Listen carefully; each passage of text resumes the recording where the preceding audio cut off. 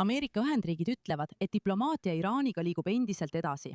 Mõlema poole ametnikud annavad märku, et lõplik kokkulepe on endiselt käeulatuses, kuigi olulised üksikasjad on lahendamata ja Iraani kõrgeima juhtkonna lõplik heakskiit on veel ootel. USA välisminister Marco Rubio ütleb, et läbirääkijad usuvad, et neil on toimiv raamistik laual, kuid hoiatas, et kõnelused on endiselt muutlikud ja lõpetamata. Meil on veel tööd teha. Nagu ma ütlesin, teate, me arvasime, et meil võib eile õhtul olla uudiseid. Võib-olla täna, ma ei loeks sellest liiga palju välja. Vastuse saamine võtab veidi aega. Nii et meil on minu arvates üsna kindel ettepanek laual, mis puudutab nende võimet väinad avada ning alustada väga tõsiseid, olulisi ja ajaliselt piiratud läbirääkimisi tuumaküsimustes. Ja loodetavasti suudame selle ellu viia. Sellel on laialdane toetus Pärsia lahe piirkonnas. Need kommentaarid tulid pärast seda, kui USA president Donald Trump kutsus avalikult läbirääkijaid üles mitte kiirustama kokkuleppe sõlmimisega. Hoolimata varasematest vihjetest, et Washington ja Teheran on lähedal läbimurdelepingule, mille eesmärk on taas avada Hormuzi väin ja vähendada piirkondlikke pingeid. Iraan aga vähendab ootusi peatsest kokkuleppest. Iraani välisministeerium ütleb, et läbirääkijad on paljudes küsimustes edusamme teinud, kuid rõhutab, et kõnelused keskenduvad endiselt konflikti lõpetamisele, mitte Iraani tuumaprogrammile. Läbirääkimiste keskmes on sõja lõpetamine ja selles etapis me ei aruta tuumaküsimuse üksikasju. Ähvardused, surve, kujutamised ja karikatuuride avaldamine on osa poliitilisest manööverdamisest teisel pool maailma. Me teeme oma tööd koha peal, nähes reaalsus sellisena, nagu see on, sõltumata teise poole arusaamadest ja narratiividest.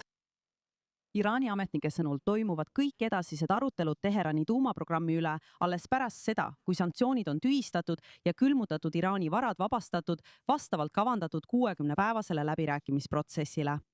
Samal ajal viitasid CBS Newsi poolt tsiteeritud USA luurehinnangud, et üks peamine takistus läbirääkimiste aeglustumisel võib olla suhtlus Iraani sees. Teatatakse, et ülemjuht tegutseb salajasest asukohast range turvalisuse all, suheldes keeruka kullervõrgu kaudu, mis on väidetavalt viivitanud Teherani vastustega. USA ametnikud ütlevad, et isegi Iraani kõrged ametnikud on hädas sõnumite kiire edastamisega selle süsteemi kaudu, mis muudab raamkokkuleppe lõplikuks vormistamise keerulisemaks. Praegu näib, et mõlema poole ametnikud on ühes asjas nõus. Läbirääkimised jätkuvad, kuid lõplikku kokkulepet pole endiselt garanteeritud. Ja nüüd mees, kes paneb optimismile O-tähe, USA vanemkorrespondent Mike Wogenheim liitub meiega otse Washingtonist. Mike teatab nüüd, et Trump aeglustab protsessi. Kus me praegu seisame? Kas asi võib ikkagi viltu minna? Mulle tundub, et võid küll. Tead, ma arvan, et me oleme nüüdseks selli optimistlikust rääkimisest kaugemale jõudnud. See on lihtsalt tunne ja tunded ei loe praegu, sest mitu korda oleme me kuulnud Trumpi administratsiooni ja kuula, see on läbirääkimistaktika. Muidugi, optimism võib olla tervislik, aga me oleme seda kuulnud juba 4-5 korda pärast sõja algust. Hei, me oleme kohe jõudmas eesmärgini. See on käeulatuses, vaja on vaid mõned detailid kokku leppida. Ja mis juhtub iga kord? Alustatakse jälle otsast peale. Ja selgub, et alati on olnud suured lõhed vahel. Nii et ma arvan, et on aeg optimismi juttu veidi tagasi tõmmata. Tegeleme parem reaalsusega. Iraanlased tahavad tohutut rahasummat juba ainuüksi selle eest, et tulla läbirääkimistele ja rääkida oma tuumaprogrammist, mille osas nad endiselt kinnitavad, et ei tee midagi sellist, mida Ameerika tegelikult tahab. Hormuzi väin on praegu samuti uskumatult keeruline küsimus.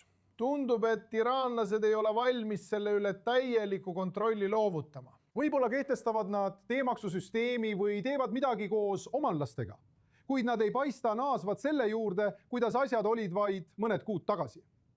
Need on 2 peamist küsimust. Need ei ole lihtsalt üksikud vaidluskohad.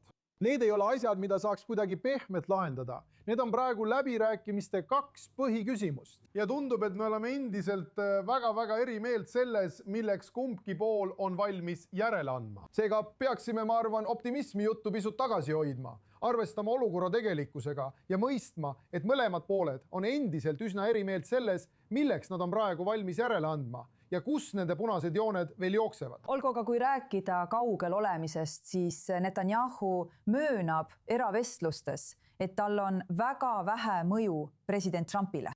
Iisraeli meedia andmetel, kas Washington tõesti praegu ei vasta tema kõnedele?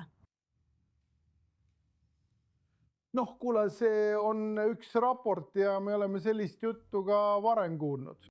On varemgi juhtunud, et meedia on teatanud, et nende kahe vahel on pinged või suhtlus puudub või Trump on Netanyahust loobunud ainult selleks, et nädal hiljem teada saada, et kõik oli kogu aeg koordineeritud. Nii et ma ei anna suurt kaalu ühele või teisele raportile nende pingete kohta. Muide, seda saab kasutada ka taktikana teiselt poolt, et peaminister saaks öelda, kuule, mul polludki algusest peale kontrolli, nii et mis iganes järeleandmisi ma pidin tegema, see polludki tegelikult minu valik. Nii et selline jutt annab talle ka poliitilise kaitse omaenda valitsuskoalitsioonis. See võib töötada mõlemat pidi. Ma arvan, et tõde on alati kuskil vahepeal. President Trump jääb alati president Trumpiks. Lõpuks teeb ta otsused ise. Kas ta arvestab kõigi huvidega? Muidugi, täpselt nagu ta arvestaks peaminister Netanyahuga, võtab ta arvesse ka laheriikide huve. Saudi Araabia, Araabia Ühendemiraadid, Bahrein, Kuveit ja muidugi ka Katari omad. Tavaliselt pigem halvemal kui paremal moel. Aga see ei tähenda, et lõpuks oleksid kõik teised kõrvale jäetud ja ainult tema mõtleks olukorra peale. Ta võtab arvesse, kuid lõpuks teeb need otsused president Trump ise. Ja ma arvan, et see on kogu aeg olnud põhiline, olenemata sellest, kas suhe peaminister Netanyahuga, kes iganes taga poleks, on olnud soe, külm või midagi vahepealset. Hästi, Mike Wagenheim, ära kaugele mine, sest me pöördume sinu poole hiljem saates tagasi, aga praegu aitäh sulle selle eest. Mike, mul on hea meel tervitada siin stuudios julgeolekuanalüütikut Jonathan Regevit ja meie enda Lähis-Ida vanemkorrespondenti Ariel Osseranit. Härrased, aitäh, et meiega liitusite. Noh, meil läheb vaja enamat kui rusikatäit suhkrut, et see mõrurohi alla läheks, eks ole, Jonathan? Tundub nii. Need raportid teevad Iisraeli ametnikud rahulolematuks. Aga kas need raportid on õiged või mitte? Me just kuulsime sellest. Me ei tea, kas need on tõesed. Ja jälle ma ütlen, et kui see on midagi, mis teeb Iisraeli ametnikud pehmelt öeldes rahutuks, esiteks, sest nagu ma juba ütlesin ja peame seda ikka ja jälle kordama, kui see on õige, siis me juba näeme seda koha peal. Iisraelased ärkavad viimastel päevadel igal hommikul teadmisega, et üks sõdur hukkus lõhkelaenguga droonirünnakus. Ja Iisraeli vastus on olemas, kuid see on kaugel sellest, mida Iisrael tegelikult tahab. Kaugel sellest vastusest, mida Iisrael tahaks anda, lihtsalt sellepärast, et tema käed on seotud. Ja kui see peaks olema nii ka Iraani puhul, siis võib-olla saab Iraan palju raha, uuendab oma majandust, uuendab kogu oma ballistilise programmi. Vähemalt me ei tea, mis saab tuumaprogrammist. Näeme, mis juhtub, nagu president ütleb. Kõik see toimub ja Iisrael ei saa midagi teha. Nii et pole kahtlustki, et president Trump on Iisraeli riigi väga lähedane sõber. Aga see on ka näide sellest, kuidas Iisraeli huve juhitakse põhimõtteliselt välismaalt. Jah, mitte tingimata kooskõlas, kuigi jällegi tugev ja kindel sõprus. Aga enne kui räägime, mis juhtuma hakkab, on tegijad juba tegutsemas ja asjad liiguvad. Ariel, Iraani pealäbirääkija on nüüd teel Pakistanist Dohasse. Selgita olukord, mis tegelikult toimub.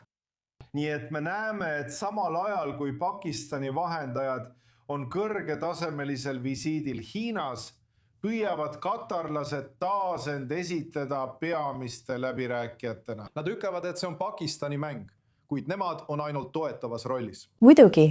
Toetav roll Iraani pealäbirääkija ning Iraani välisministri Abbas Alakci võõrustamisel. Nüüd on nad seal, et püüda seda kokkulepet edasi viia. Tundub, et endiselt on mõningaid lahkarvamusi, kus mõlemad pooled on oma seisukohtades kindlalt kinni. Peamiselt Iraani uraani küsimuses ning ka rahalises aspektis. Kui palju Iraani vahendeid vabastatakse?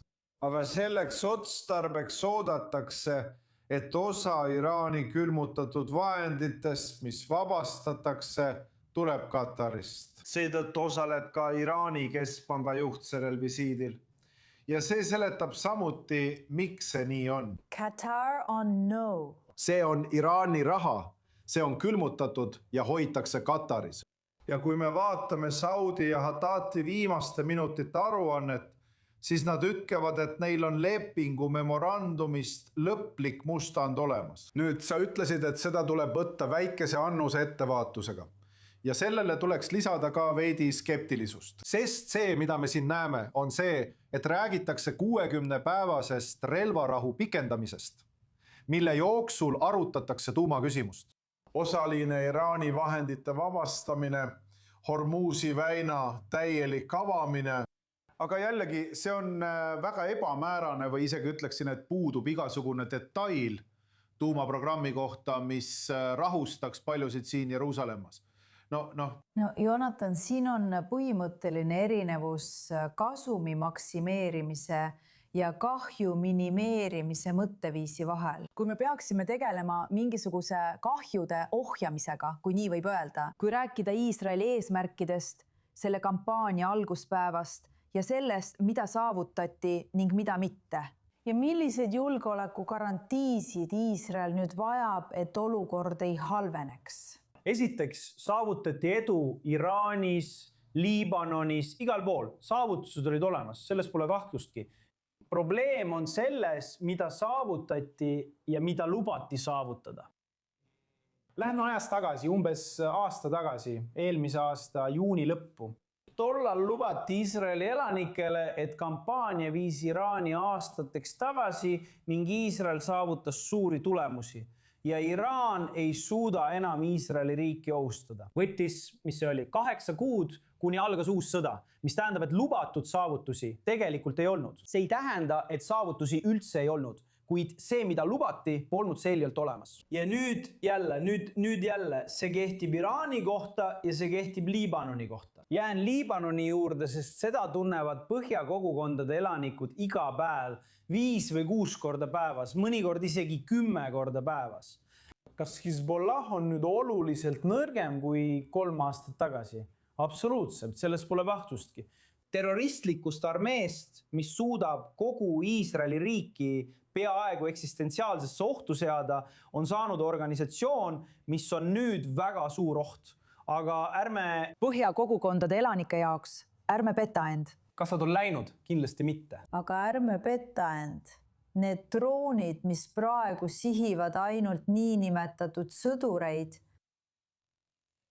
kui Hezbollah seda sooviks, jõuaksid need kergesti Iisraeli elamupiirkondadesse. Kindlasti. Ja iisraellastele lubati juba 1,5 aastat tagasi esimeses relvarahus, et Hezbollah oht on kadunud ning elanikke kutsuti tagasi pöörduma ainult selleks, et seda kõike uuesti läbi elada. Nii et jällegi pole kahtlustki, et saavutusi on olnud, kuid see on kaugel neist lubadustest, mis anti. Ja see ongi peamine probleem, mis minu arvates põhjustab nii palju pettumust ja frustratsiooni nii iisraelaste kui ka otsustajate seas. Kui ma tohin lühidalt lisada Jonathani suurepärasele analüüsile, siis ma lihtsalt märgin, et oleme seda näinud kogu nende 2,5 aasta jooksul. Oleme näinud taktikalisi saavutusi, olgu see siis Gazas või Liibanonis, jälle Liibanonis, jälle Iraanis, kuid need ei muutu strateegilisteks tulemusteks, mis tooksid Iisraelile pikas perspektiivis kasu.